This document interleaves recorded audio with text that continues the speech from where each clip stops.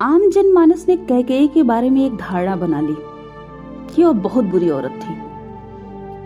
वास्तविकता जानने की किसी ने कोशिश नहीं की। इस सच्चाई की ओर किसी का ध्यान नहीं जाता कि वह एक राजनीति की कूटनीतिज्ञ और छत्राड़ी थी जो अपने पति के साथ युद्ध में जाती थी, अपने पति को जो बचा कर लाई थी, इस तौर पर जिसका अपने पति पर सबसे अधिक अधिकार था। लेकिन लोगों को क्या दिखाई देता है कि कैकेयी की उम्र कम थी, कैकेयी बहुत सुंदर थी, इसलिए राजा उस पर आसक्त थे। कोई यह देखना ही नहीं चाहता कि वह इतनी विदुषी थी।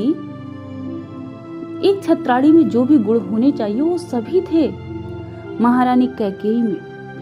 यह वजह थी कि राजा उनसे विचार विमर्श करते थे, राज्य के बारे में उनसे बात करते थे। जहां बाकी छत्राड़ियां अपने पति के युद्ध में जाने पर भगवान भोलेनाथ से प्रार्थना करती हैं कि सकुशल वे घर लौट आए, विजयी हो, जाते समय माथे पर तिलक लगाती हैं, वहीं रानी कैकेयी अपने पति के साथ युद्ध में जाती थी। देवासुर संग्राम किससे छुपा हुआ है? अगर देवासुर संग्राम में कैकेयी ना होती तो शायद राजा दशरथ वापस भी ना लौट पाते।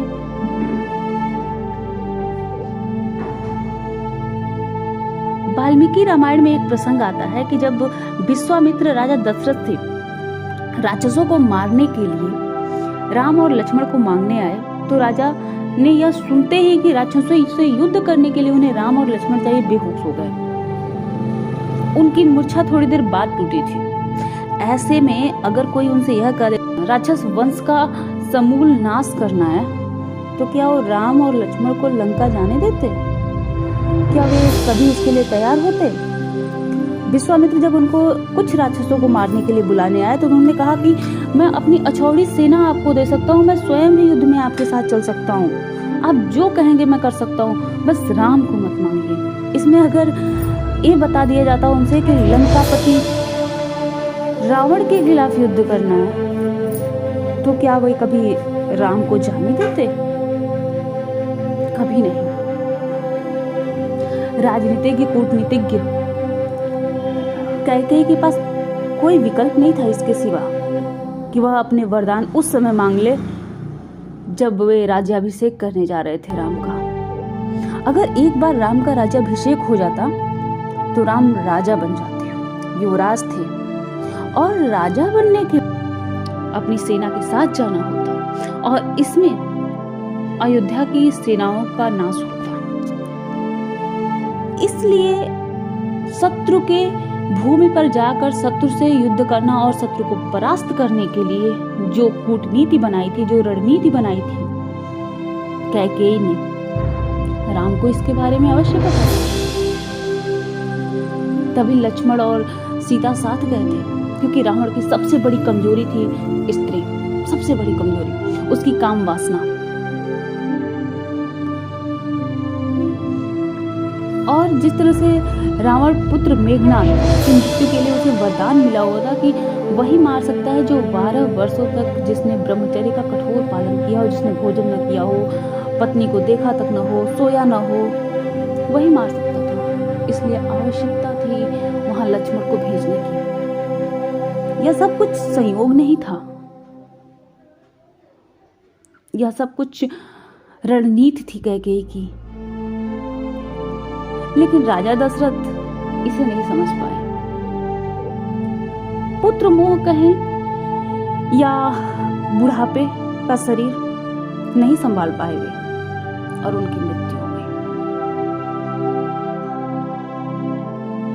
हमने ये तो देखा कि कैकेयी ने राजा दशरथ को मार दिया अपने वचन में डालकर, लेकिन हमने ये नहीं देखा कि देवासुर संग्राम में जीवन दान दिया था। अगर उसने अपनी उंगली रथ के पहिए की धुरी में न लगाई होती तो ये युद्ध नहीं कर पाते।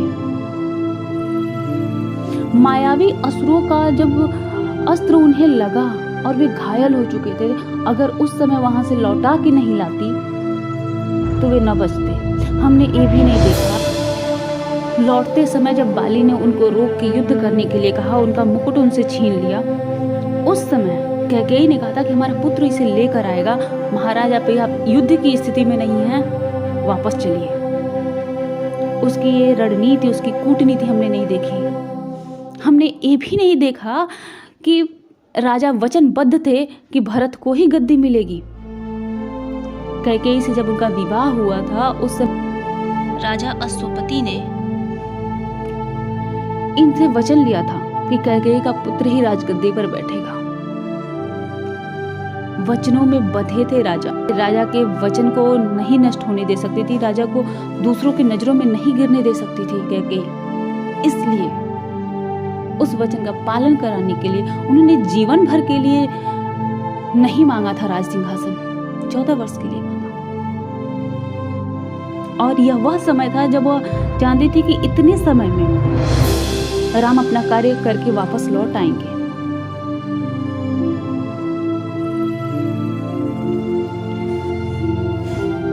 एक पहलू देखा था हमने, सिर्फ एक पहलू कैकेयी का, और हमने कह दिया कैकेयी गलत है। हमने कभी जानने की कोशिश नहीं की उसका दूसरा पहलू क्या है। आज जब भी किसी सौतेली माता की बात हो, सीधा नाम आता है कैकेयी का। बहुत बुरी थी, बहुत बुरी। पर क्या सच में वह इतनी बुरी थी?